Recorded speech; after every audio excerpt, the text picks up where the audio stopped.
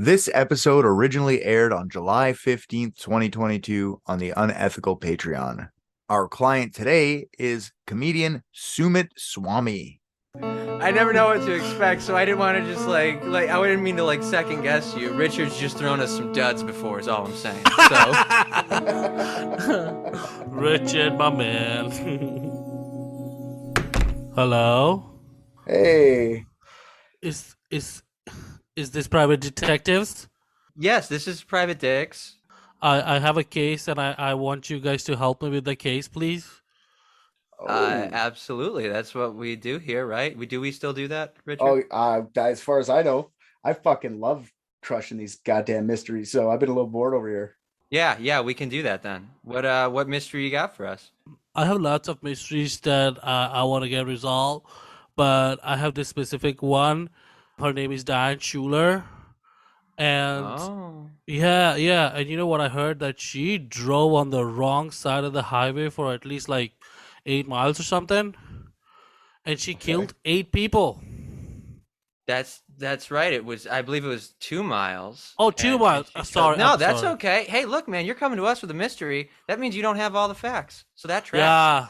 That's how we know you're legit. It doesn't even sound like a mystery. It sounds like she drove on the wrong side of the highway and drove into a bunch of people. It does, doesn't it? Isn't it? Doesn't it seem like that's all there is to it? But I'll tell you what, I've been doing what you do, Richard, and I've just been solving every single case ever in my free time.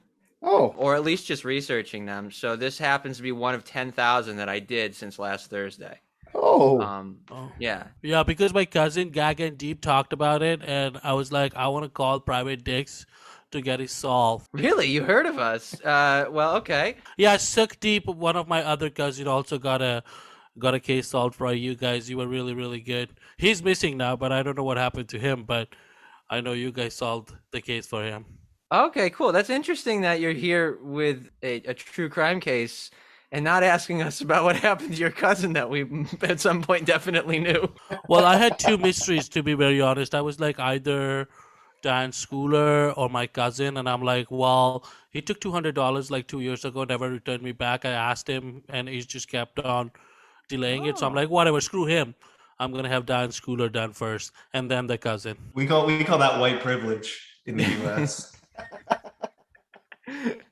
That makes sense to me. That's just a sound financial decision. By the way, Richard, didn't we charge that guy $200? $200. All right, we're just not going to bring that up.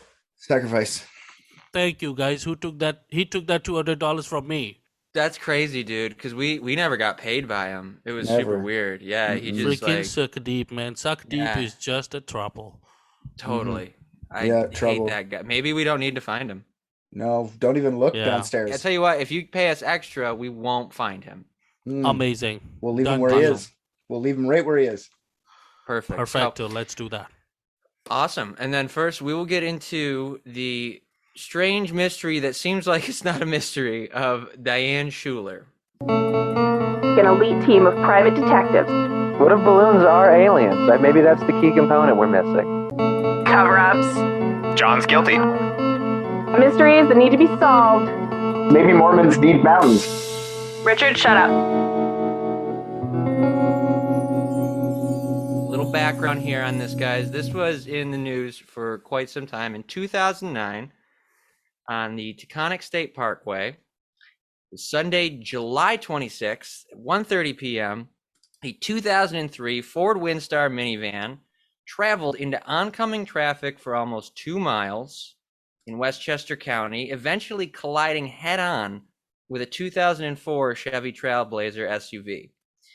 81-year-old Michael Bastardi, his 49-year-old son Guy, and their friend, 74-year-old Dan Longo, were all occupants of the SUV, and all 3 of them were killed in. I'm sorry, I was laughing, but the guy's name is Bastardi. Bastardi, yeah, yep. His name was Bastardi. It was Michael Bastardi and his son Guy Bastardi. Are you sure it's not Guy Bastardi? No, it is. I think that would have been spelled differently, but I will double check for you. But I also find it funny that because Michael Bastardi's 81 and his son Guy is 49, and it's their friend, 74-year-old Dan Longo. Like, I know, Yeah. like, when you get older, like, age differences stop mattering that much, but I can't imagine at any point being, like, pre-60 and friends with a 74-year-old man. Yeah. That just Unless seems weird. but you're probably that weird kid. You know what I mean? You probably just hang out with your Right. dad. Yeah, And I'm then friends you're- with my dad's friends. Yeah, exactly. And your dad's like, come on, let's go. Come with us, little bastard. Little bastard bastardy. I hate you. Little buddy, he's 49. Yeah. Calls him little guy. I'll buy you lunch. My dad is actually not my dad, my stepdad, because he was my actual biological father's friend. But my mom left my father, and he's now with my friend, and we are friends together too. So hey, Such a weird. You're right though. That is a weird relationship. I can't even like. Right. I'm 38. Like a 58-year-old. I don't know if I hang out with any 50, like 20-year-old or just at work. I guess. Like I'm kind of Yeah, forced well, to. it would be like 25 years older than you. Yeah, that's true. Yeah, there's Yeah. a couple. There's a couple. You're like a dudes that are older like that. 63-year-old man. But they're Yeah. authority figures. They're not like my friends at work. You know what I mean? Like this Yeah. is 65, 70-year-olds. That's those are the bosses. Oh my God. I had one of my dear friends on this podcast who was like 30 years my senior. I sound like a fucking idiot right now. Whew. It's unusual for sure. It Yeah. It's not unheard of, you know. Right. Judge Judy seems to be friend with her bailiff. Wait, what's the age difference there? It's got to be more than 30 years. No way. yeah. I'm looking them up. I don't even know what would be the conversation starter. Would we be like, hey, what is your favorite meds? I mean, diabetes, or would you like the best? You know? I like low blood pressure. I feel like we've started a different mystery now. I've barely introduced this one. Sorry. We'll circle back to the friends age gap later. Oh, I hope there's a fucking Judge Judy mystery out there. Anyways, these three people were dead. And in the van driven by Diane Schuler were Diane Schuler, 36 years old, her 5-year-old son, 2-year-old daughter, and her 3 nieces, ages 5, 7, and 8. The only survivor of the entire crash was Diane's 5-year-old son, Brian. Yikes. The two Bastardes, their much too old friend, all of the children and Diane except for her son. Wow. Okay, sorry. One second before you go. Yeah. You said it was younger kids? Like younger. The one kid that survived wasn't the youngest one. No, he wasn't the youngest because Diane had a 2-year-old daughter, Erin. Yikes. Yeah. I was just thinking maybe it was something to do with a car seat or something, but I guess not. He's 5. We'll get it. This one's weird. Okay. It seems weird and then it doesn't, but then it does again. It's one of those fucking things. Okay. So here's where it seems even more obvious. A toxicology report on Diane showed that she had high levels of THC in her system, as well as a blood alcohol content of 0.19. That's evening itself out. Yeah. Yeah, what's the math on that actually? Now that you say that. The legal limit in New York is 0.8. So she was nearly fucking 3 times the legal limit. Wait, did you say how much marijuana she had in her system or on her? In her system. They said, and I don't know, I've never found a correct measurement on it or anything like that. They just say high levels of THC, which by itself is debatable on whether or not you can drive. You know what? They replaced like knots with miles and shit. They should just replace like when you're talking about being high, like Snoop Dogg high or like Willie Nelson high. Or like with knots. That'd be fucking awesome. If you could measure how high you were in knots. Fuck that. I hate knots so much. You'll never get high again just out of spite. How many knots you can tie when you're high? Like I can only do 3. Goddamn. I just noticed something too. Like in one car, there are people who are like way too old, and in the other car, people they're way too young. It's like fate's Oh, how high colliding. were the kids? How young are the kids? No, how high were they? Oh, they didn't have it was less than 1 knot each, which doesn't Yeah. rate. So yeah, that's a technical error if you ask me. So the crash was the deadliest in Westchester County, which I mean I know I'm sure Rick knows, but Westchester County is like just above New York City. It's just kind of like in the upstate area. Even though me up here in upstate, we refer to it as downstate still. It's like the wealthy county-sized suburb of New York City. The deadliest in Westchester County since a bus crash claimed 20 lives in 1934, which raises the question, how did they make buses fast enough in 1934 to kill 20 people? I honestly didn't even look it up because I didn't want to ruin the mystery. I really like this image of just like people crossing the road and then just like a bus just rolling over one by one. And they're just standing in the line. Yeah. And they're like, fuck! Robert, it's coming to you now. The 30s actually is when the cars started getting fast because of Really? rum running. So they used to they used to soup up all these old cars and give them like fucking V8s in little car. That's where like F1 racing started in like the 30s is because of rum running, because they figured out how to soup up their cars and shit. So maybe it just killed 20 people then because it wasn't really the crash, but somebody lit a cigarette and there was just like 80 containers of open moonshine. Yeah, that could be it too. and it just fucking exploded. It was a moonshine party bus. Yeah. So this one's like, what is even the mystery here? It just sounds like a sad fucking tragedy that destroyed the lives of multiple families, and really just something terrible to empathize with the people who were hurt by it. You know, one woman made terrible choices and innocent lives paid the price. Except that wasn't it. There was a media shockwave when Daniel Schuler, Diane's husband, got on TV with his lawyer and made a public press conference explicitly stating, there's no way my wife could have done this. She was never a drinker. This is not like her. And to this day, he fucking adamantly stands by it. Yeah, okay. You still got the 5-year-old alive, right? Yeah, his son is still alive, yeah. Yeah, so you don't want to go on the news and be like, yeah, she was a fucking drunk. Like, I'm sorry, but she did this on purpose. She hated all of them. Is there any sort of insurance money involved? We can get into that, but He is shady motherfucker. I already know the answer. He's shady. It's surprisingly disappointing. What's interesting is Daniel's not the only one. It's most everybody in Diane's life was completely and utterly shocked like this. Coworkers, other moms of kids that went to her school, Diane's extended family, like no one was even aware of the fact that Diane ever drank a drop of alcohol ever. Maybe she didn't. Maybe she wasn't a drinker. That's the perfect reason. You drink enough, you don't know how to fucking handle your liquor, and you go out and drive on the wrong side of the road. We've all been there, right? Totally plausible. Yeah. Totally plausible. And I think that will seem more and more like the case as we dive in here and sort of break down who Diane was. Yeah, I mean, we solved that one quick. That's like, time. That's like $800 I an promise hour. it's weird. I promise it's weird.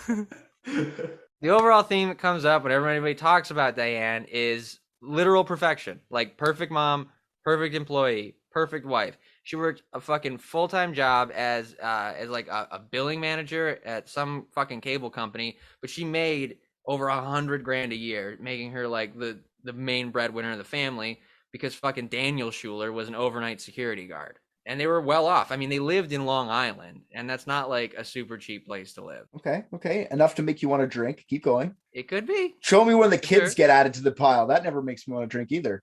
I mean, him or her. I worked for a cable company before. It definitely drives you to drink. That fucking sucks.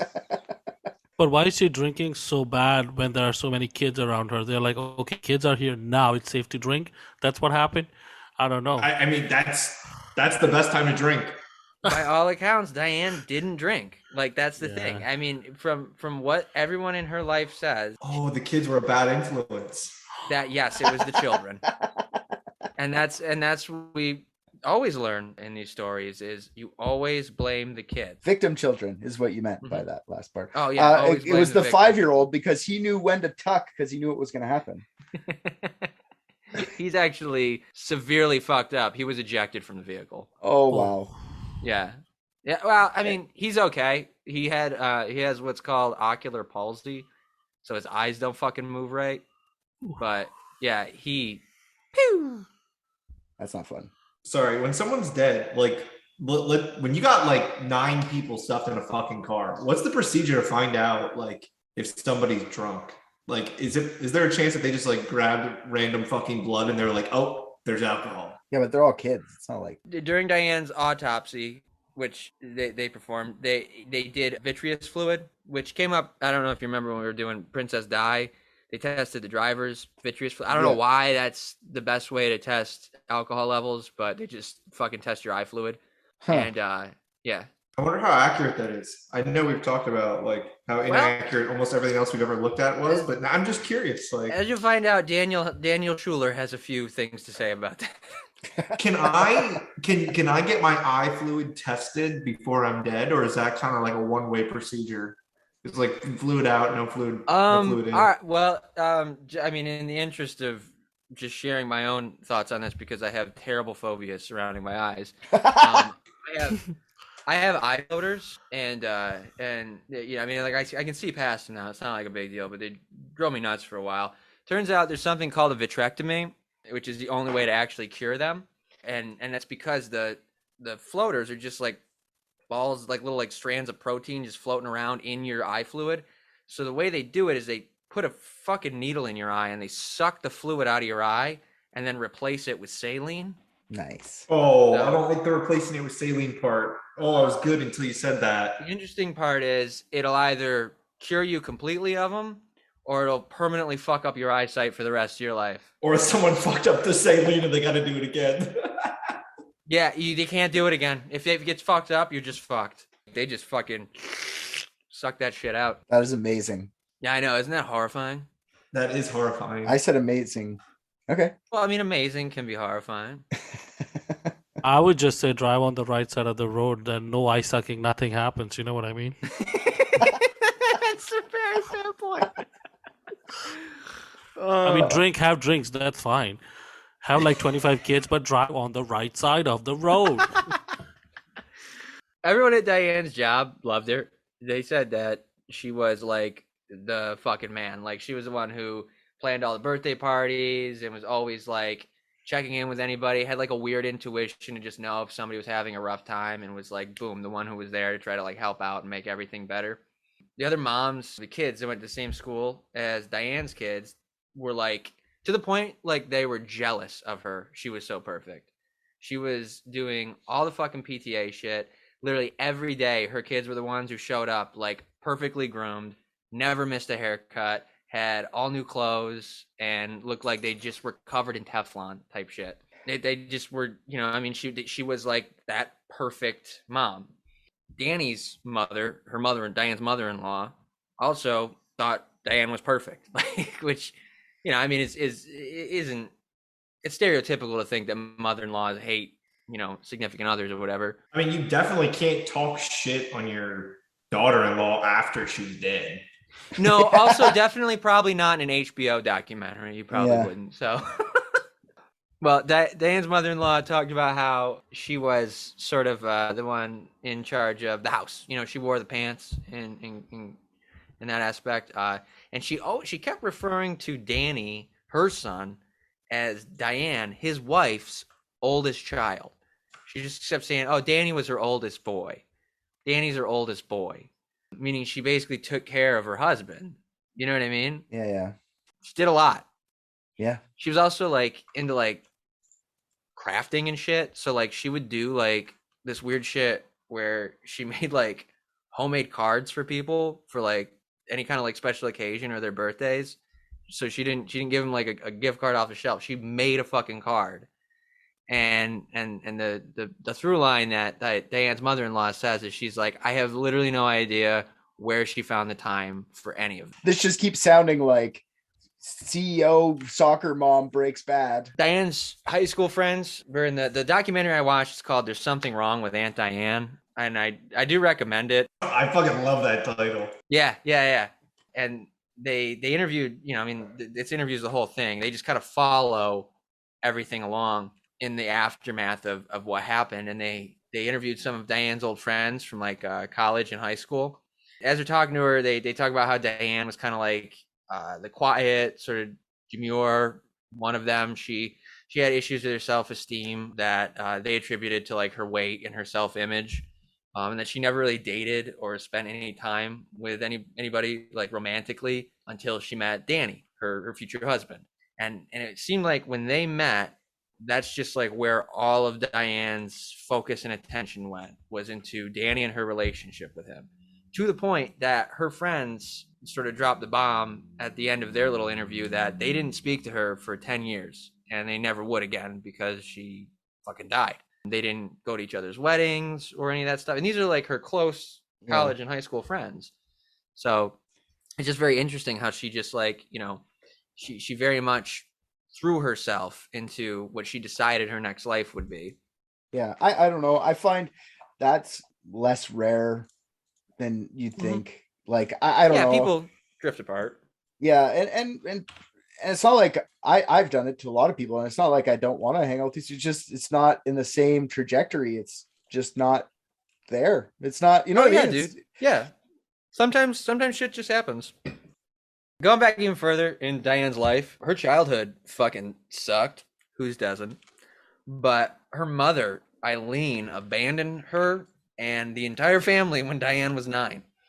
Now, Diane was the oldest and the only girl, and this is kind of something that is not uncommon in those situations. Diane became the surrogate wife and mother to her father and 3 younger brothers, meaning that she took care of everything that the mom and wife would.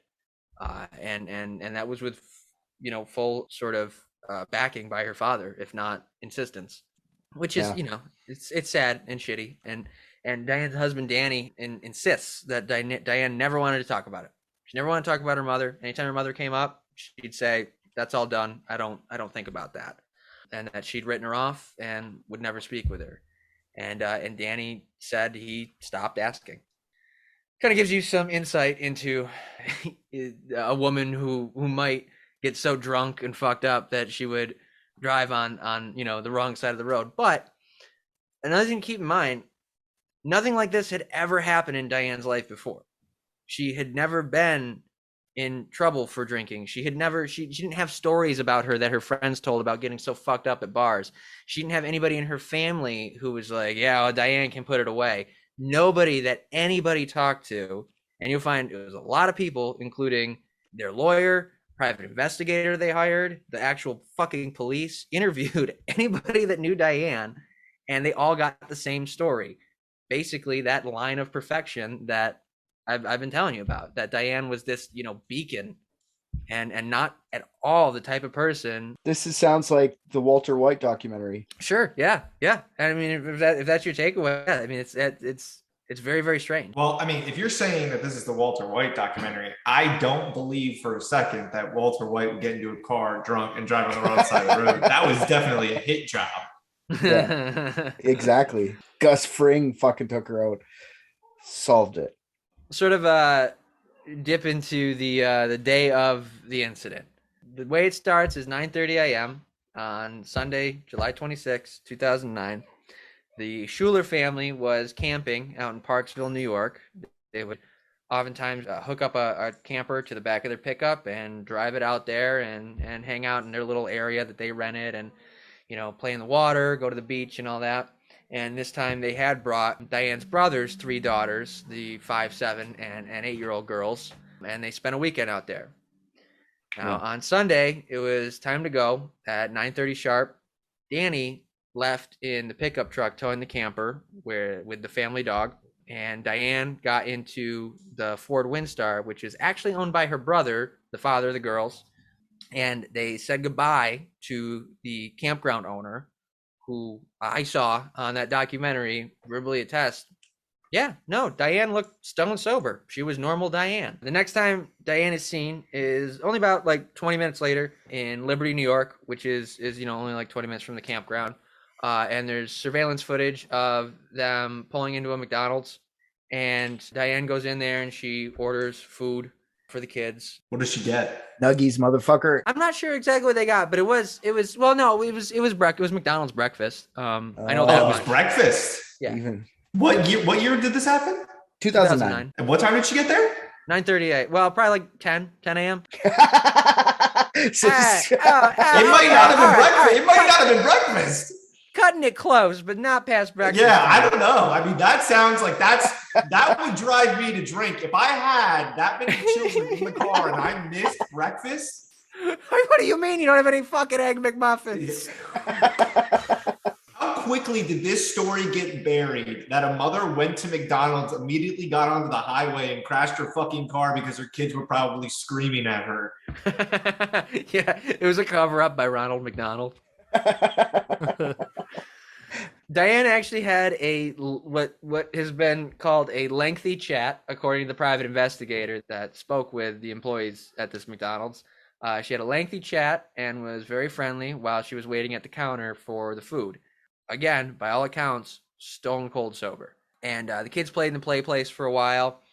And then there's surveillance footage of the car pulling into a Sunoco gas station, and then inside surveillance footage of Diane walking in, looking through the aisles real quick, and then saying something to the clerk, and then walking back out. Now, nobody's been able to talk to this clerk because they just never found out who was working that day. How is that a mystery? There's a schedule. Right, I know. I have no idea. I mean, could have just been like a fucking just real podunk place that wasn't run well like that then, maybe. I don't know, maybe they just paid everybody in cash. Who knows? They weren't able to track him down because they couldn't see him, I guess. But and by they, I mean her husband and the private investigator he hired, who I keep mentioning and I will explain later. They think that maybe she was asking for pain pills, which does fit when you look at the surveillance footage. She's kind of got that do you have any no? And then she walks out. But there's no audio, nothing like that. It could be anything. Do you have any brake fluid? No. Brake fluid.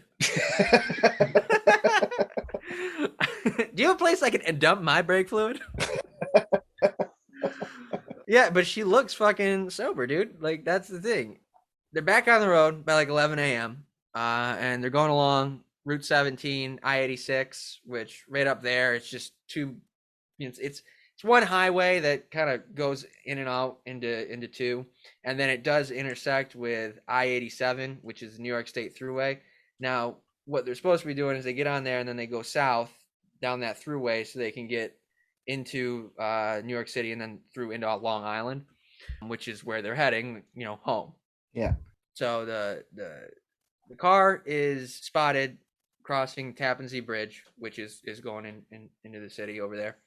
Several witnesses reported seeing a red van driving aggressively, including tailgating, flashing headlights, honking the horn, moving in and out of lanes, and straddling two lanes. Okay, so wait. Oh, let's just for a second so I can understand this better. No, we can pause. So she left the gas station, got on the freeway. Between the gas station, which was about 10 o'clock, you said? Something like that? 11. 11, sorry. And then the freeway, which is how much more time? She gets fucked up in that. Minutes. So 35 minutes is where how she's losing her. Cool. That's where the gap happens, the snap. I need lots of liquor and weed. And anger.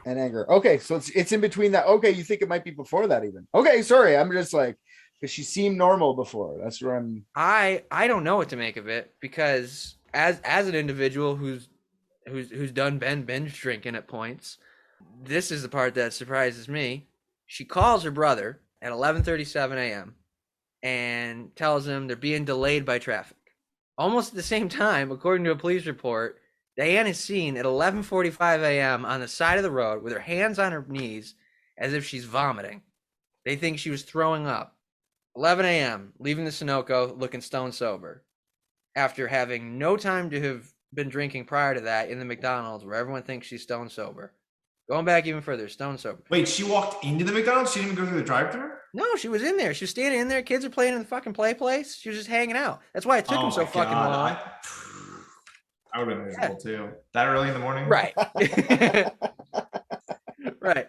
But 45 minutes it's enough time, I think, to start getting real fucked up. But I don't know about bending over, throwing up, having to stop on the side of the road just after calling your brother and saying that traffic was heavy or whatever. Well, you had McDonald's, so you're going to throw up. That is probably it. You're going to throw up. This really is a fucking cover-up. Well, how big of a vehicle do they have? They have 5 kids in there. It's like a caravan. Yeah, it's not that big. Any space for someone to jump in the back and hold her up. You start driving, bitch, or your kids die. Potentially, but As you'll know, I mean, it's a really high traffic area. There's pretty much witnesses kind of all along the way. Was 2009, they had cell phones, right, at that time? So she had a cell phone. She Maybe called her she brother. got a bad news or something. I don't know. That's Yeah, that's not a bad thought. Because she lost it out of nowhere, so it has to be so bad that it's kind of shaking her whole concept of life, whatever she's doing. You know? She got crazy. She's like, "Shut up, kids! Fuck McDonald's," and she got really mad. You know. But they said she was so nice and so friendly, and that's the thing. This is gonna sound dark, and I'm sorry I'm doing it. What if one of the kids got so mad that they didn't get whatever McDonald's they wanted, killed another child in the back, and to avoid the child having to live through life like that, she sacrifices the entire family? Damn, that's actually probably the most likely scenario. To be honest with you. You know what? I knew that there will be somebody somewhere getting killed because of that McDonald's Happy Meal toy because they didn't get the right one. They got a princess, but however the person was, a man is like, I want a man toy, and they're like, we don't have any. Here we go. So did they eat at the McDonald's, or did she take the food with them? They had to have eaten there. Okay, I was going to say this timeline does not make sense if they didn't eat there. Sure, man. That's probably on me for not explaining it very well. But 9:30 a.m. they leave the campground. Like literally 15 minutes later, they're in Liberty, New York, and she's hitting up the McDonald's and the gas station, and then they're leaving Liberty at like 11 o'clock. So you're talking about an hour and a half there between when they left there, and Liberty's only like 15-20 minutes from the campground. So, you know, you got 5 kids in the fucking car. It's going to take you a while, especially if you're hanging out and letting them play on that greasy fucking play palace, whatever. You know, I mean, it seems like the appropriate amount of time. It's perfect amount of time. Back on the highway. Ba-da-ba-ba. I'm loving it. Again, at 11:45 a.m., that's when they saw her Puking. doing what she looked like, puking. And then she was seen again doing that a short time later, just at a rest stop. There were people that parked at the rest stop, and it was people who had seen her driving like an asshole. But not, they said, when they described the way that she was driving, it wasn't drunk. It was just like a dick. Like she was swerving lanes, but like pinpoint swerving lanes. Then this is the guy's words. He said she was accurate. Boom, back and forth. And then that's when they see her later at the rest stop puking. That's what the witness says. They interviewed him in the documentary. She turns her, this is going to be dark again, I'm sorry, but this is where my brain's going with this. She turns her head, sees the kid disemboweled the other kid. He's wearing it like a necklace, and she has to pull over to puke because it's fucking disgusting, and she can't believe it's happening. Honestly, I mean this sincerely. Like that pretty much tracks. Because like, what's the first thing you're gonna do if you see like you don't know how to answer for that, and then like you're just gonna be like just freaking out. I'm being this lady right now, okay? Like I've got a perfect life. I'm perfect in every way. I have a husband. I got what I want with my husband. Great job. My kids are perfect. Everything's perfect. Now everything's like that, gone. I'm gonna snap. That person who is that fucking perfect, and I don't know if it's the kids killing each other or something, but something, and it has to be major. And that's why I seriously think either she turned around, for now anyway, maybe there's more to it, but she turned around, did something like shut up back there and like knocked the kid back, put your seatbelt on, and the kid fucking broke its neck or something, or another kid killed another kid or something like that by accident or even by purpose. Who knows if there's a second. Sure, no, that honestly, because that concept never really occurred to me, so that's why I do dig that right now. And that's also one of the things too. Like, does anybody say were the kids agitated or they were all right? Or so at 1 p.m., another call is made from Diane's phone to her brother Warren, and it's from the oldest daughter, Warren's oldest daughter, one of Diane's nieces, and she says there's something wrong with Aunt Diane. She says she can't see and they can't understand what she's saying. So then Schuler got on the phone. Or I'm sorry, Diane got on the phone with her brother and said that she was disoriented and couldn't see clearly. So he says, don't go anywhere, pull over, I'm coming to you. You know, obviously he's gonna be fucking freaking out at this point because Diane's driving his 3 kids, you know? Yeah. Now, at that point, police believe that was when the van was at a pull-off area right near the toll booths for at least part of that call. And then for some fucking reason, Diane's phone is found there, like on one of the guardrails, like the concrete barriers at that pull-off area. And that's because as they're going along, Warren's calling her nonstop after that, just trying to get a read on where they are. No fucking answer. Okay, because Diane. Let me clear this up again. So, Mhm. Sorry, because this is very specific. I need to get this in my brain. Mhm. 11:45. Sorry, she's puking. Yeah. And then she drives up the road past the toll booth. At that point, They're traveling. They're supposed to be going. The best thing to do is to try to visualize this with a map. okay. So I can do like a screen share if let's let me get into Google Maps. Let's start with that freaking jinxed McDonald's. No, I don't want to make it too confusing for the listening audience either. You know what I mean? But I mean, No. And I It does because make if sense. but if we have a visual, it will. I just want to You'll be beat able it to down a explain bit. it I better. just want to get beats in because, like, when does she drop the phone off? Is what I want to know, really. Around Yep. 1. I guess that's what happened. Yes. Because the last conversation was about 11:45 when she was seen puking. And I think around 1 is when we found her phone by that concrete barrier by the toll booth. Yes, that's when Diane's niece calls, and they're pulled off at a toll booth by the Tappan Zee Bridge.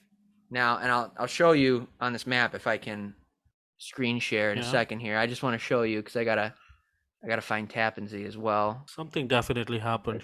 Hold Maybe the on. phone bill was too much and she snapped and she's like, this is ridiculous. I never surfed anything on xnxx.com. It is the Mario Cuomo Bridge now. Those fucking Italians.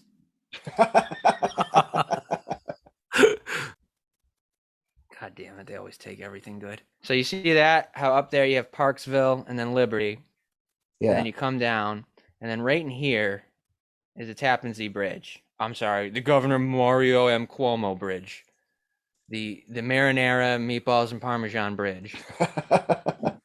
So right through here, like the toll booths that they're talking about are like gonna be over on the one side of the bridge. So they're not talking about them being in New York, I believe. Let me double check that. Oh, beyond. Sorry. So it sounds like they're on the bridge. It says beyond the toll booths. But the gist of it is they just found that fucking phone by those toll booths in that pull-off area. It's interesting. Like she was out of the car in the pull-off area when they were talking, and then set the phone there.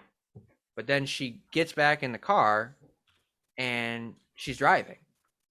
They cannot fucking figure out where she went or what she did and where she was driving, because there's so much time that's just unaccounted for. Like you see this over here, 2 hour and 33-minute drive.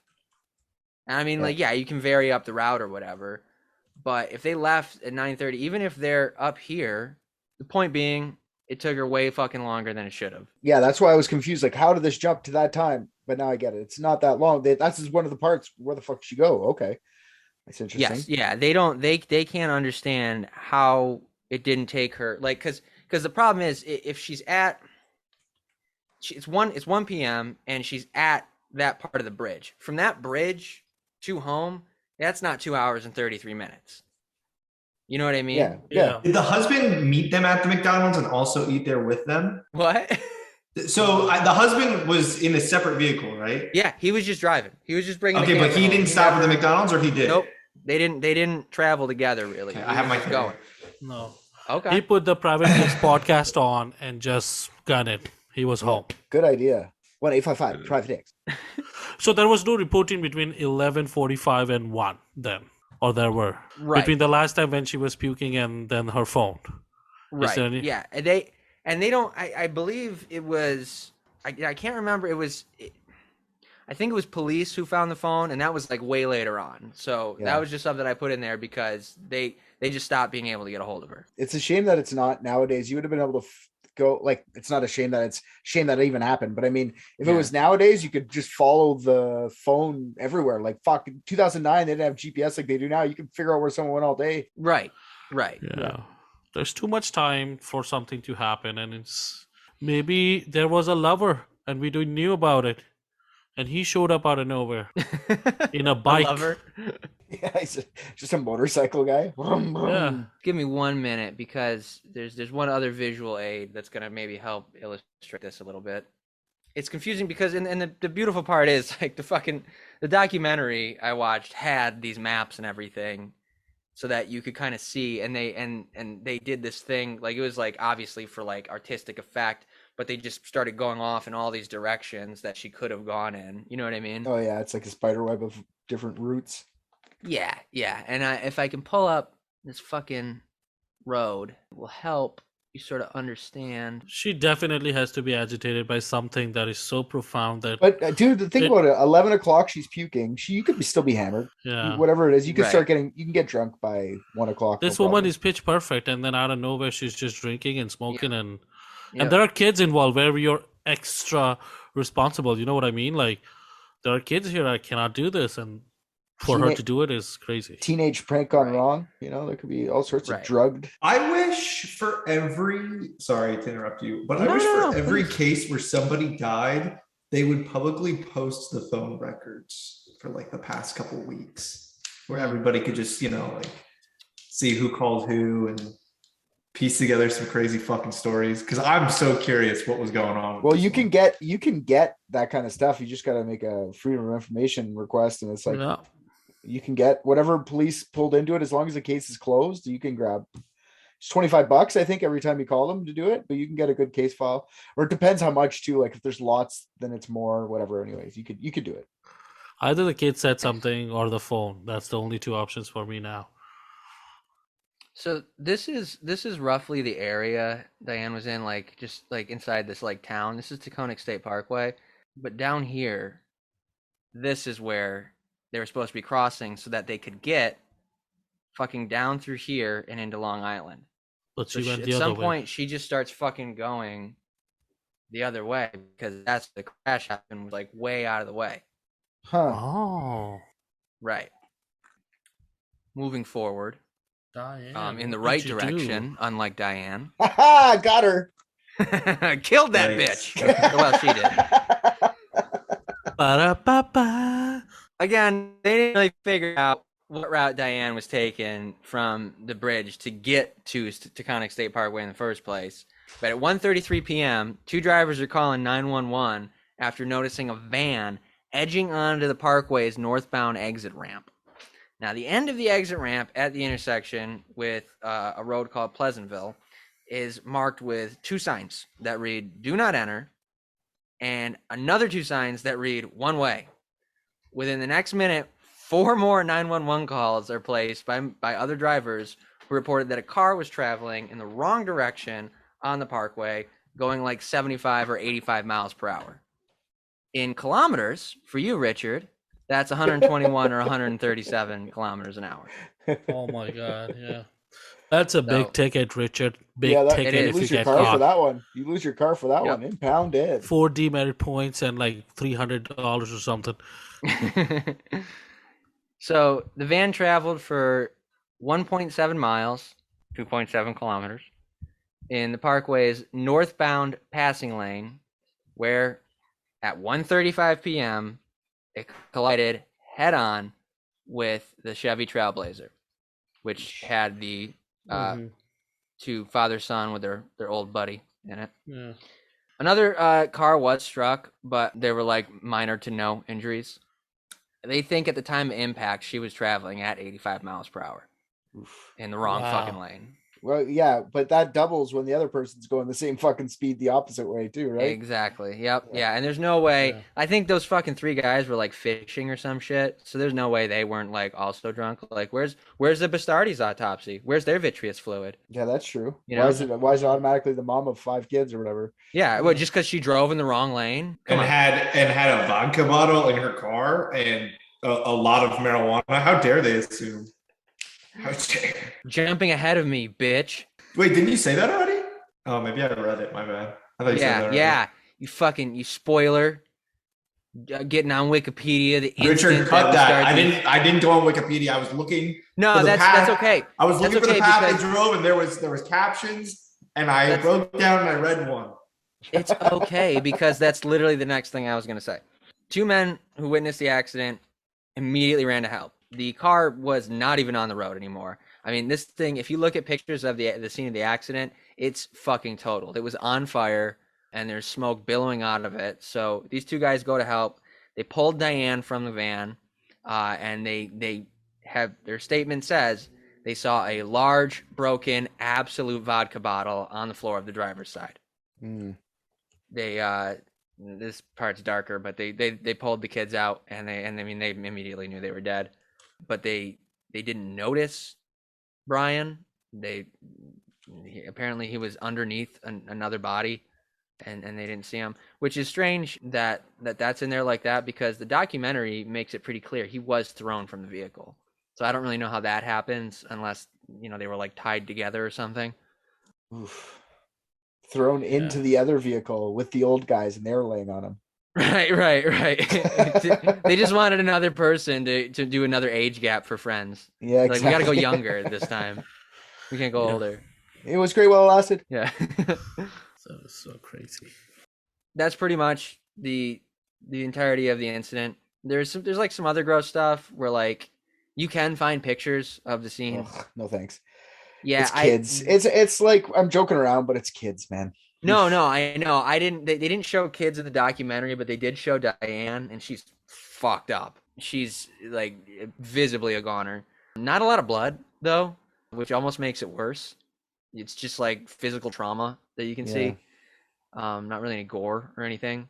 Yeah. But they don't show the kids, and I'm not interested in looking it up. Did they release the 911 calls? Yeah, there's some of them in the documentary. It's just like bits and clips. They're just like, yeah, somebody's going on the wrong lane on Taconic State Parkway out by Mount Pleasant. Let me see if I can find one. I'm driving it. Yeah, literally, they're just the most fucking like nasal New York motherfuckers.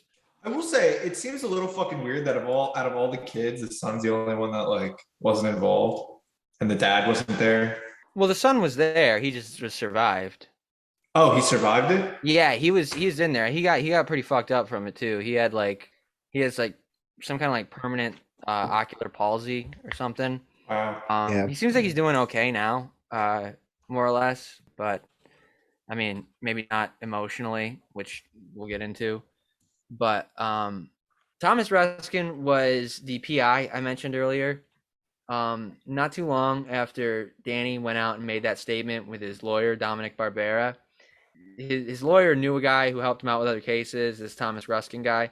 They paid $30,000 fucking dollars to hire this PI.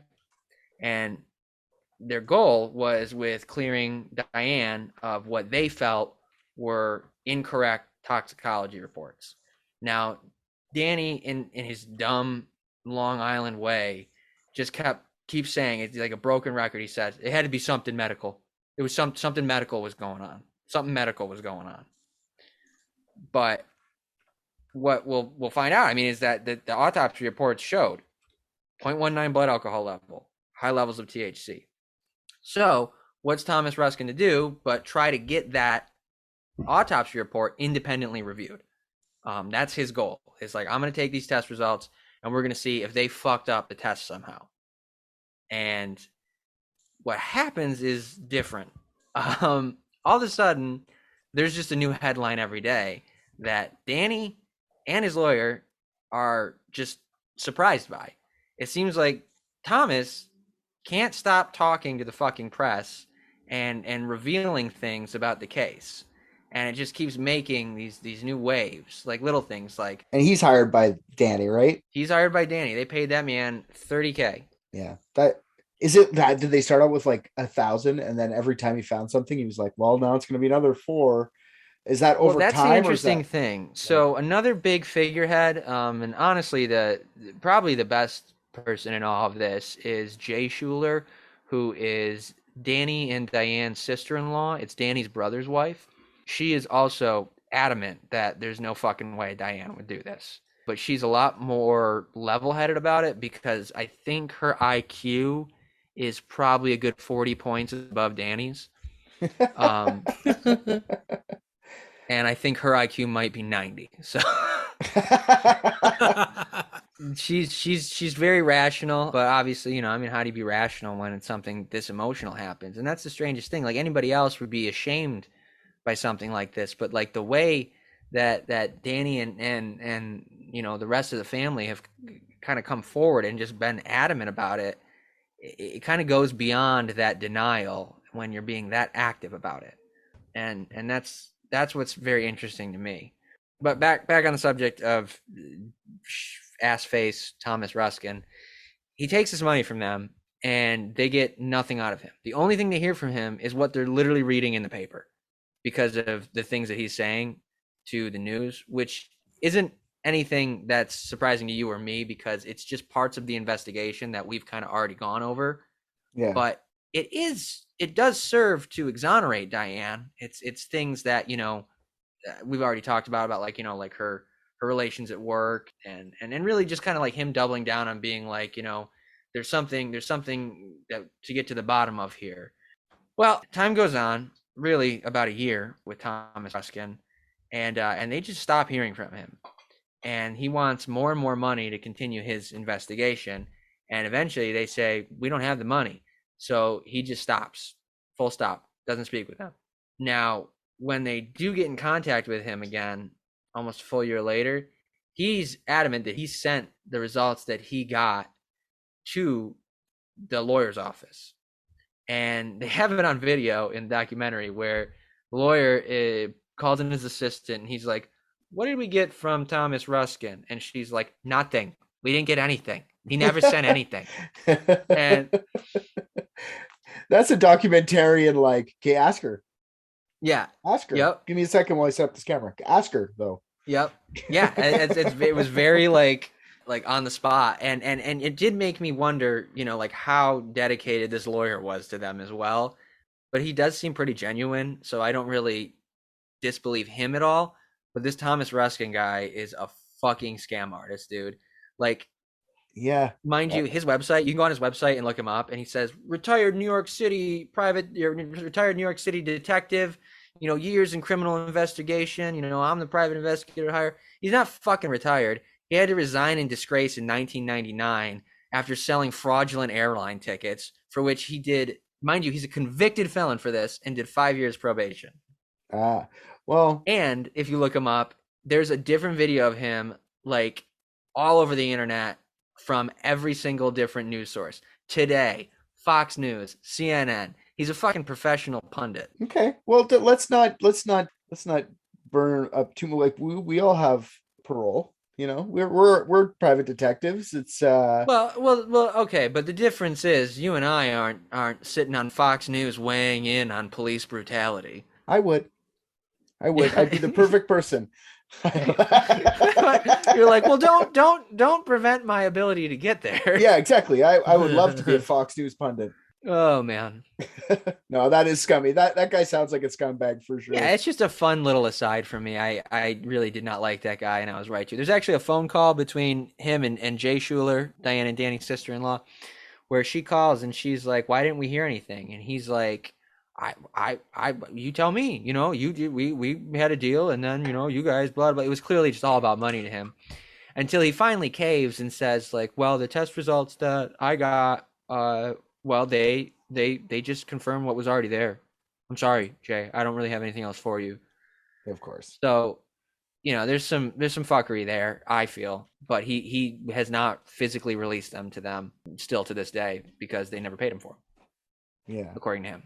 But I mean, if it was that like shocking or whatever, he just would have went to the news himself and made money that way. I agree. And he's also like, toyed with the idea that he would do that supposedly, which, and he hasn't. So you're right. Maybe there's nothing there. Maybe he didn't even fucking actually do the test. I was going with that one. I was going with the first one. He was probably waiting to get paid. Liquor and hookers cost a lot. And $30,000 ain't gonna cover all. This guy just sounds like an alcoholic who sits in a basement apartment. You know how much it costs when you violate probation? Come on. Yeah, exactly. And this was huge at the time. Danny went on Oprah and Larry King during the following year. Now, Oprah obviously is Oprah. There really wasn't anything of substance there. But Larry King pressed him. Larry King just straight up confronted him about the vodka bottle. And he's like, so, I mean, you have to admit, like, you gotta... There's a vodka bottle in the car. You say she never drank, but why was that there? Well, this is when Danny all of a sudden admits, well, we would bring a bottle of vodka up to camp and we would have a few drinks, but one bottle of vodka would last us a whole summer up there. And then Larry's like, okay, that's fine. How did it get into the front seat of the car? And Danny says, I don't know. I don't have an answer for that. I mean, they're in a car accident. I agree. So that's the other thing. Could it potentially have been in the back of the van? Well, Danny also says he doesn't know why it wasn't in the camper. They leave it in the camper. That's the thing. They go camping for a season. The vodka's in the camper. I will say, though, potentially dead kid is an option. You know, you pull that shit out and you fucking sprinkle it on a wound. That too. Or in your mouth because you watched a child die. Were there any... that's what I want to know. Did the kids have any alcohol in their system? Just passing that shit around in there, you know?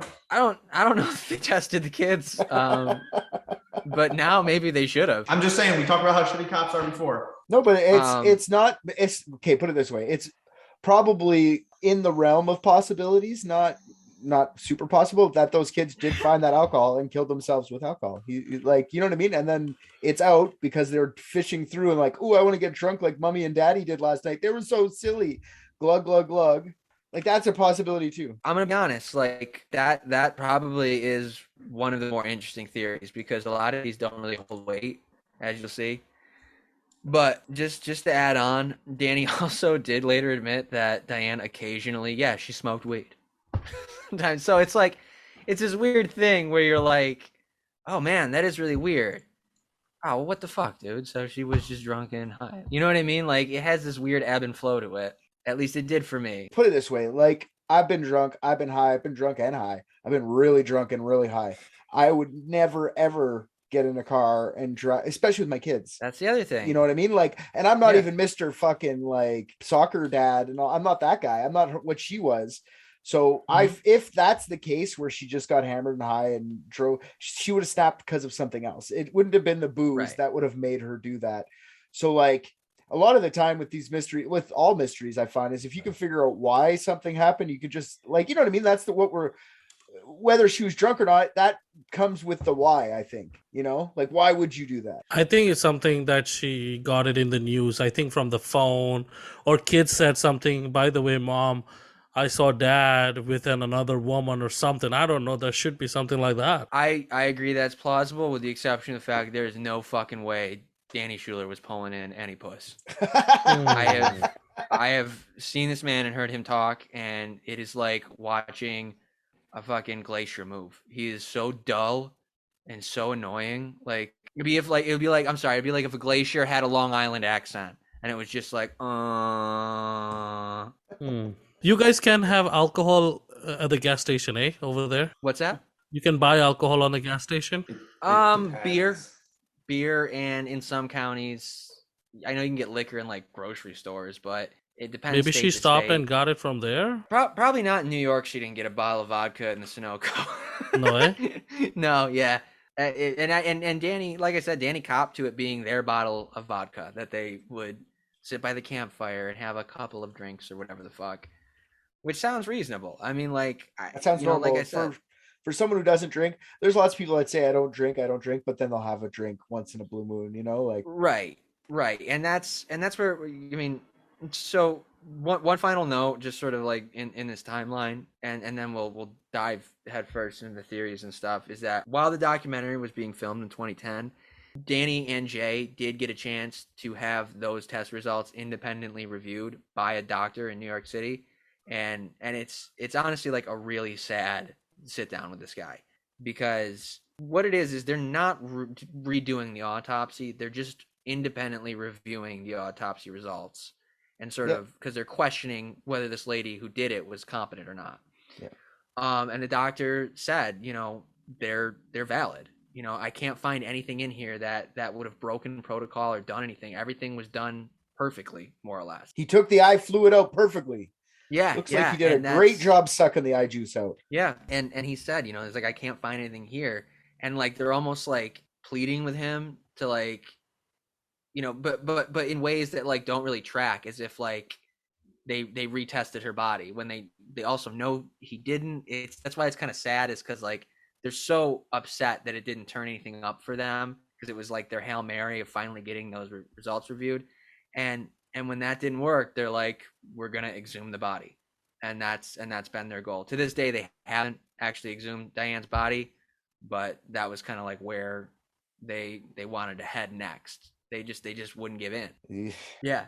And that's why, like, it really says something to me, like, because like it goes beyond denial. Like, I know grief can get you all wrapped up in that shit, like but the number of people who are like, it's got to be bullshit. You know what I mean? Some people have lots of friends, man. If Johnny Depp would drive on the opposite side of the road today and kill a bunch of people, there'd be that many defenders. You know what I mean? Like, there'd be a million defenders. Which is wild to me, because I firmly believe Johnny Depp is just also a piece of shit. Oh, for sure. Like, for sure. I hate that. I'm just using Johnny Depp as an example. I could say yeah, I know. Brad Pitt, for fuck's sake. Somebody that's beloved, right. You know, like Tom Hanks.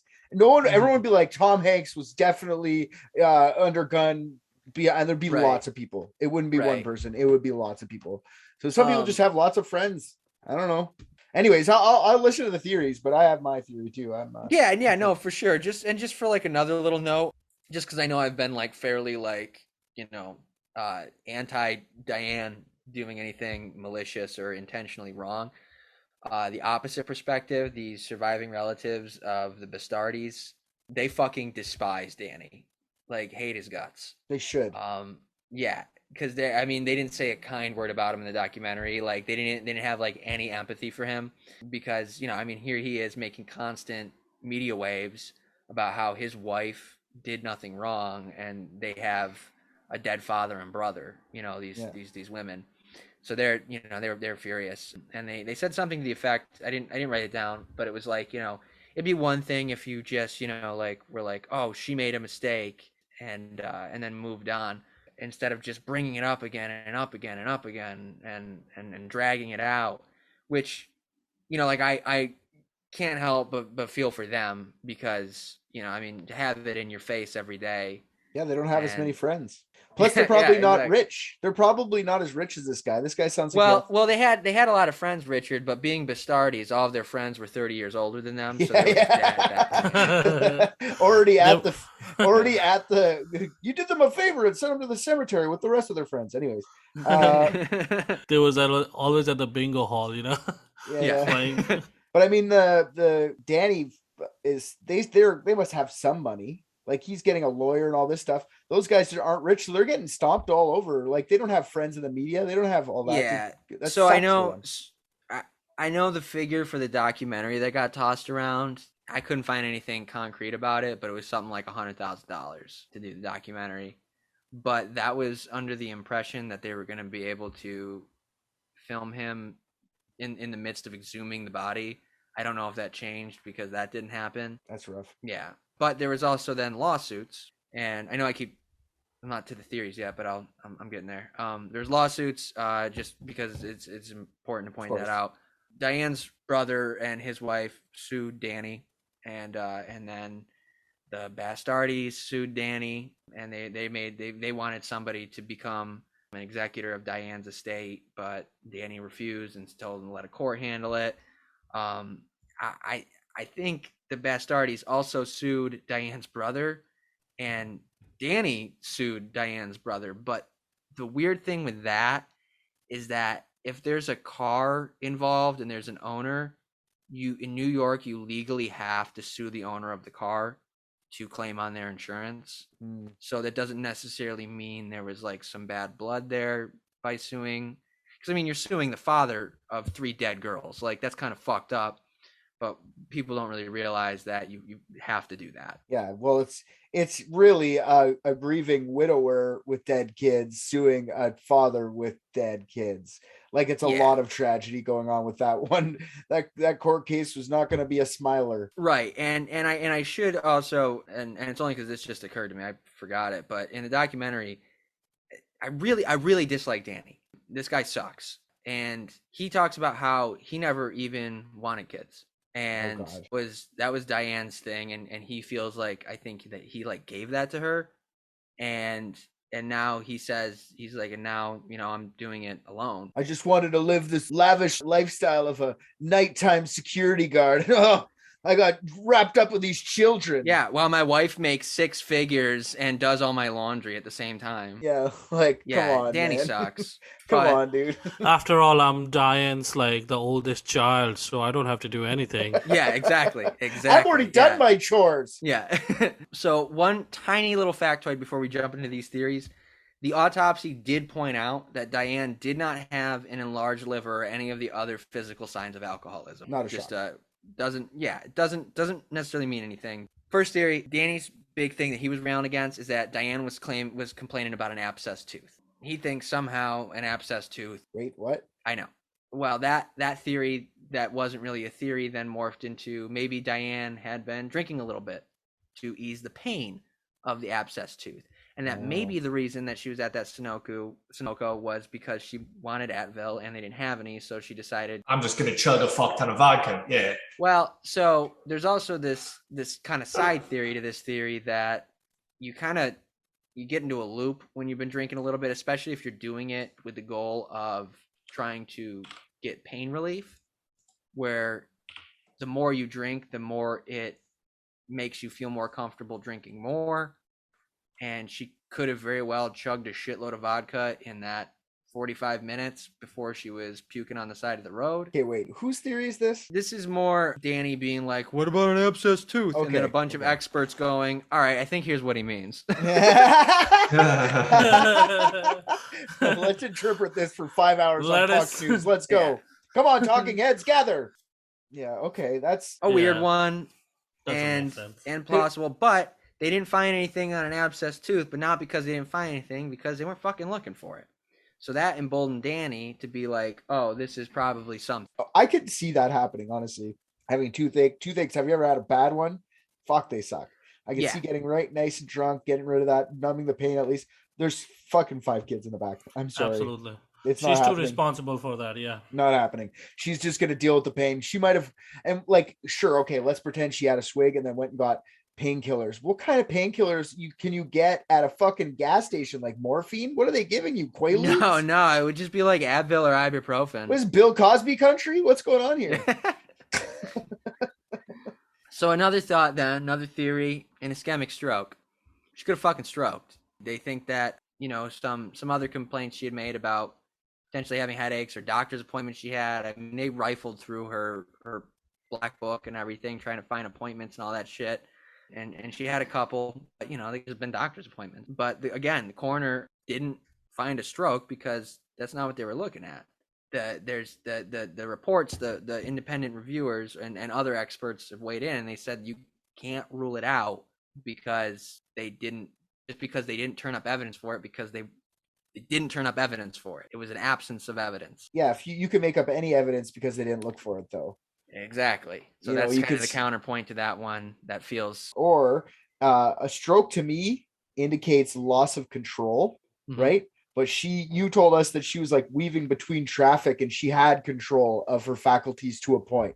A stroke would have been like, bleh, or like there would have been barfing. That probably could have happened, or like a numbness. Maybe she still had some faculties, but to this extent, sounds like if it was a stroke, she would have hit the veered off into nowhere, and it would have been a while ago. Why the missing time? It would have been instant, Right, exactly.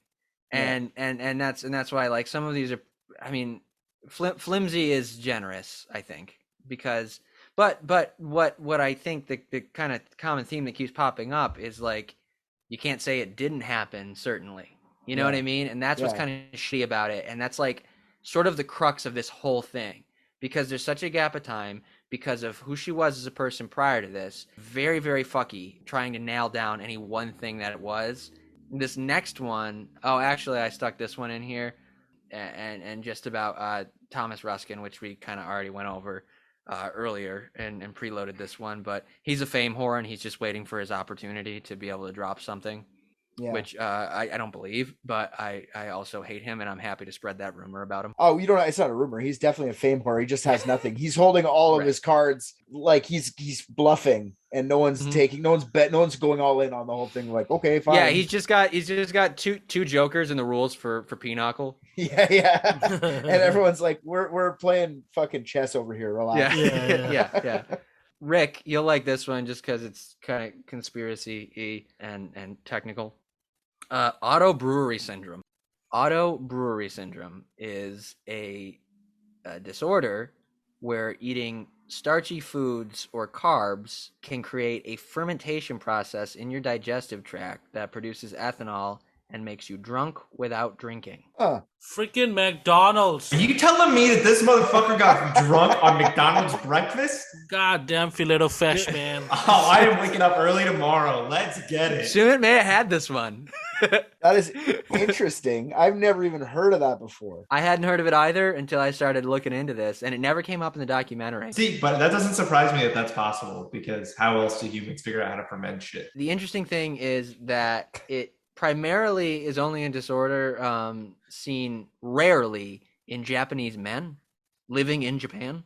And if it did happen to Diane and it did make her that drunk, it would be the most unprecedented case of autobrewery syndrome in history. The expert that analyzed the facts and looked this over said, again, there's no real way of knowing for sure that's not what happened, but it's just, it's the Occam's razor thing. You know what I mean? Yeah, no, that's it.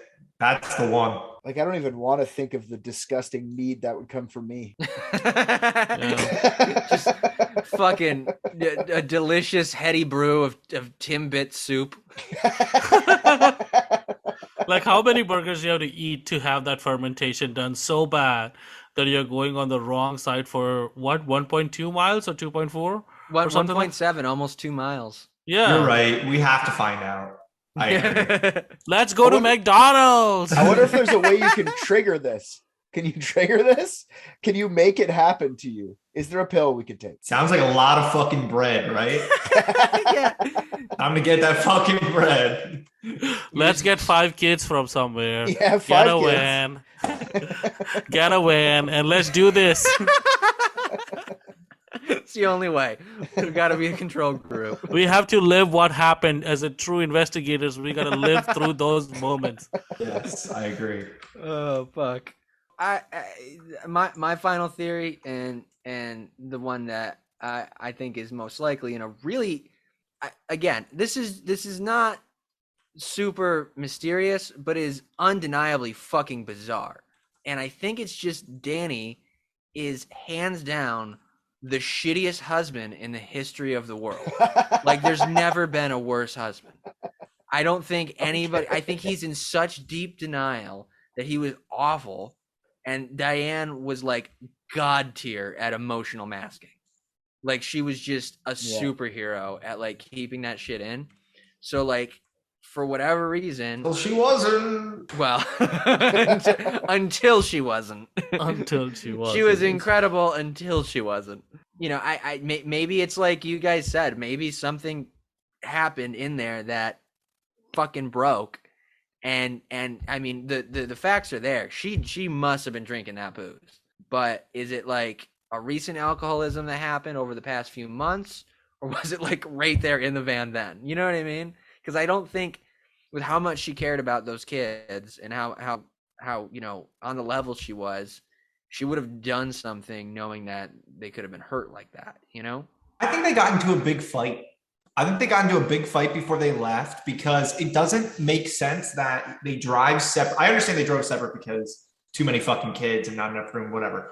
But why not go with them to the McDonald's and then like drive behind them and drive, like, you're coming back from the camping place to your home? Shit doesn't make sense. If it's your wife, you're gonna make sure she's okay. Danny got home and she just wasn't there, and he was like, huh? Where's dinner? Yeah. Yeah, that's what I mean, man. Mom, he's just saying, Mom, Yeah. supper's not on yet. Mom. Yeah, there could be a portion of that, or it could just be like, I'll get home first. The rest of my theory is just that she, you know, because she took care of everything, because she was so worried about being perfect, because she'd been that way since she was 9 fucking years old, she was just under this insane amount of pressure and just kept it in. You know, like, she was not one to complain about anything. Like, even the times I said she complained about feeling pain or something, that was like rare for her. Whether it was an abscess tooth or whatever it was, she just like fucking masked it, dude. And I mean, it's like, you know, maybe it's crazy to think that she just all of a sudden succumbed to alcohol, but it's like not any crazier than any other part of this. And I think that kind of pressure can push down on you so hard that maybe you will do irrational things, and it'll change you. It might change you so severely that the people closest to you don't recognize you, because the transformation that you go through is that severe. And that's why I think Diane was a were-dingo. I think Diane transformed from that pressure into everyone knows high amounts of social and family pressure, a midday sun, a bunch of absolute vodka. That's in all the myths, dude. That's how you turn into a were-dingo. That's an Australian dingo sandwich for sure. Yeah, all three exactly. Of those things. She murdered everyone in the car, okay? And then, as we all know, were-dingoes who are consumed purely with pettiness and spite, swerved it into the other lane meticulously to then take out as many other people as she could. Or maybe while driving home, she joined Scientology. That too. Were-dingoes are partial to irrational religions because, again, the pettiness and spite. Were-dingoes on the table. I would definitely... Yeah. Me too. I like what you're saying with the pressure and everything else. But I don't know about... I don't know this Danny guy. I haven't watched anything with him. But I do know that sometimes and in some ways, people just click. And they could have just been perfect for each other. Whether she made $1 million and she liked to make the food for him, she liked to do all that stuff. It could have just been a relationship like that. And there could have been a fight from Rick's side of things. And they drove home and maybe she just had a few drinks because of that too. I think sure. it's possible. But I think to get to the real, like the meat of this, as soon as she saw that child wrapped around with the innards around them, she transformed into the were-dingo and had to eat and stop paying attention to the road, and everyone had bloodlust. No, I do think there was some sort of tragedy in the backseat. That's what I think. I think that's what snapped her. I don't know if it was murderous child or whatever. I genuinely like that because that's not something that ever came up before. Because even if it was something as simple as like, you know, one of the other kids like died in a way where the other kids didn't realize it, and she was kind of just like, you know what I mean? Like, yeah, the 2-year-old, like the little one. I think some sort of tragedy in the backseat. That's what I really think. I think it would have to be one of the nieces because of the sheer anxiety that would cause. Because if it was her daughter, I feel like she would have stopped and done something about it. Yeah. But like if it's her brother's kid, her brother who she helped raise and who, you know what I mean? Like, no, for sure. No, absolutely. How are you going to explain that to him? To you, your husband, you've got him on lock. You can go home, explain everything. No, everyone's going to be traumatized. You went to the hospital, all that stuff. But even if you go to the hospital with your brother's kid, something bad happened to them, you'd still have to a lot of explaining. You'd ruin that your whole life would be fucked after that. Even if it was an accident. I think if it was that, it would be something like that. And I think that's totally plausible. Way more than like your fucking tooth hurt. You know what I mean? Nobody wants to admit that a kid could do something like that. Like, you know what I mean? Maybe it was just them playing. Nobody wants to say that as a possibility because they're just kids. But like, I can't imagine a way for me to snap except for like something like that would be a way for me to like, I don't know what to do right now. I know I'd have to go to the hospital. Don't get me wrong. But I mean, who knows what mind frame you're at and especially I'm not perfect by any means. I don't have that pressure on me. So, but I could see it. I could feel it. You know, I can understand that. And to a way, not in a psychopathic way. I would never do it, but I mean, I can understand. Right. But also, you didn't really explore, and I thought this was going to be explored a little bit, was like a poisoning, that somebody poisoned her. Is that? Oh, yeah. They didn't find any clarinets in the car. Okay. Well, then that's off the fucking table then. They must have done toxicology. It was just weed and booze. There was no like. And booze. Yeah. Just high levels of THC, 0.19 blood alcohol content. That sounds like a good time. I think she had a couple too many McChickens, and it was that beer thing inside of her. I knew you'd like that. Yeah, that's my vote. Yeah, me too. The beer one's cool too, though. That's interesting, just overall. Like, auto brewery syndrome. I mean, it checks out because in 2009 was when Ronald McDonald introduced the McShotgun, so it makes sense. Interesting. Yeah. I'm sorry, you did say McShotgun? Yeah, like shotgunning a beer. Not like the well, that's what I thought. I'm like, wrong kind of suicide, bro. Well, I just thought like that was I mean, it feels very American for McDonald's to sell shotguns, so if McDonald's actually sold shotguns. The site's just Ronald McDonald, like he's pointing up at it like it's the reticle. Or it's just a thing of fries. Well, that's a good mystery. I don't know. Yeah, it's not. It's very similar. It smacks of the Chris Dorner one, where it's not really a mystery. It's sort of just like a weird fucking thing.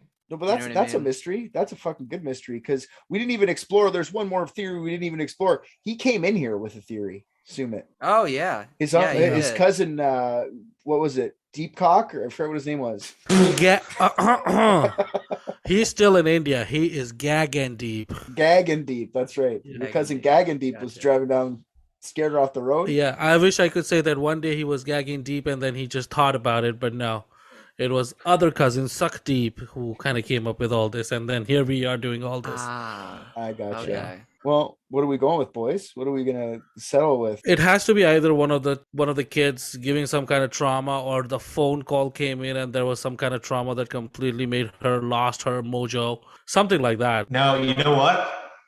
I actually think she just drank the night before and drank so fucking much that she was still drunk when they got up the next morning. Because what do you crave when you're fucking hungover? And there's actually scientific evidence to prove it. McDonald's. And I don't think she meant to drink and drive. I think she was just still fucking drunk as shit. That is extremely plausible because back when I was drinking a shitload, there's one morning in particular that I got fucking shattered at an open mic.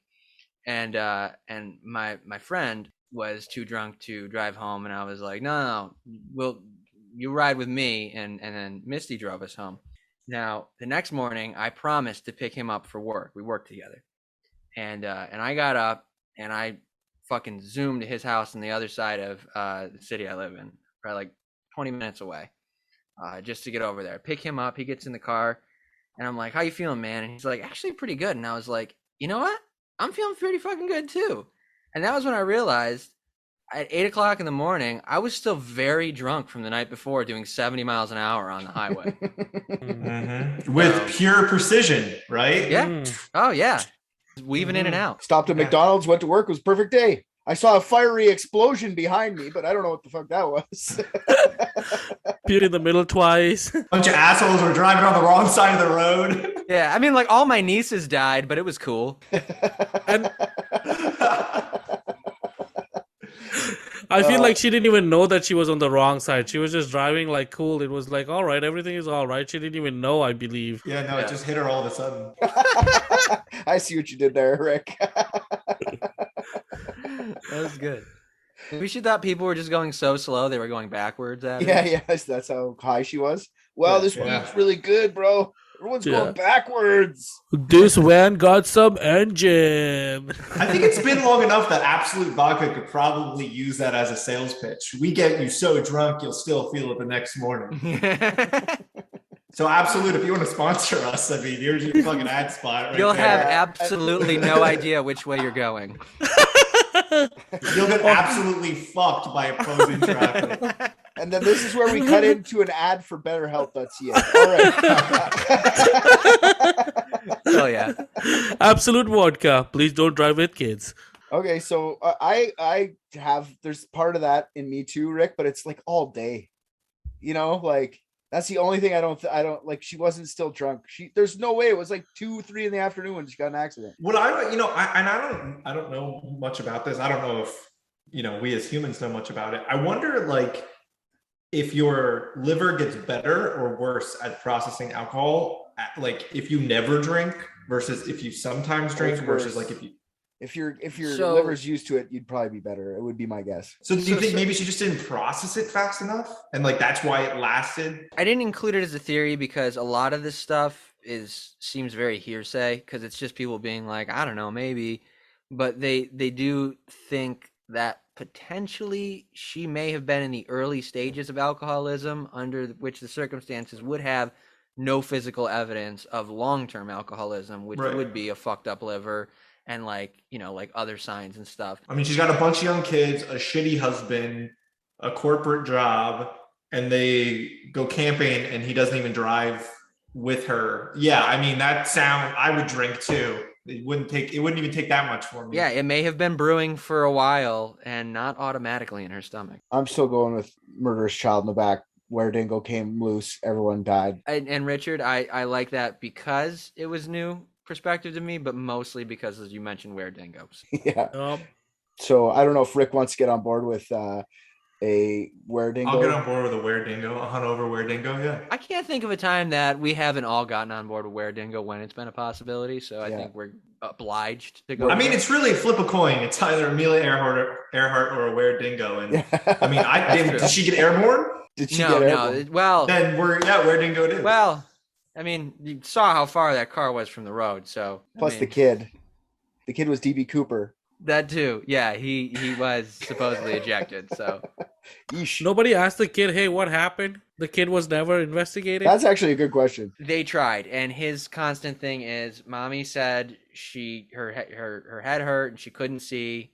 That's it. That's all I know, kind of thing. And that's alcohol poisoning. She definitely drank the night before and just never changed. Had alcohol poisoning and couldn't see that well and was trying to rush home. Or she was mid-transformation and your eyes don't work while your flesh is ripping off your skin. Well, they're morphing to further apart to be more on the side of your head for better prey visibility. Yo, but you know how trippy that must have been? Mommy's saying she can't see. I would have thought I was fucking dreaming. You ever been in a dream? You just can't fucking see for like the whole thing. And you're just like, you're spending the time. Like when I used to have contacts, I used to spend my entire dreams trying to find my contacts until I'd wake up and I'd be like, oh, God damn it. You weren't sleeping. You just couldn't find your contacts. What do you think, Sumit? If $200 well spent, you're going to need to spend $200 for the answer. Like we'll bill you, but I mean, Richard, yeah. Slip him the invoice for his cousin. Staple it to the back of it. Yeah. Okay. Here's the. Yeah. Let's do this. Okay. So yeah, that's you don't have to pay for 30 days, and the were-dingo defense, hungover were-dingo with bloodlust is the only possible solution probably to that. So. You're welcome. I have to agree with you, boys. This is the best investigation I've been part of. But yeah, 100% worth it. All the money. Thank you. Wow. Never mind. That was easy. That was very easy. Right here first. Send us a check for $200. It will be done. Perfect. It will be. Don't can you sign the bottom of this here? You're not allowed to ask about your cousin if you ever come here again. Okay, sign away. Okay. I just watched Private Dicks, and I think RJ's the funniest. What? Come on! Hey there, all you private dickheads. That's probably not the name we're gonna stick with. Anyways, RJ here. I am here to tell you, thank you for listening to another episode of Private Dicks. If you liked what you heard, go on Apple Podcasts, Spotify, anywhere they take your reviews, drop us 5 stars, say something nice. Also, what you just heard was from last season. If you want current episodes as they're dropped, head on over to patreon.com and search up Unethical Podcast. That's our mother podcast. I was not aware Private Dicks was a spinoff. I'm going to renegotiate my contract. On Patreon is a full 16-episode season more of Private Dicks, uncut videos of each episode, and many more things are getting added all the time. You can also find all of Unethical's content on there, so go listen to that. And if you're already a patron, fuck yeah, dude. You're the best.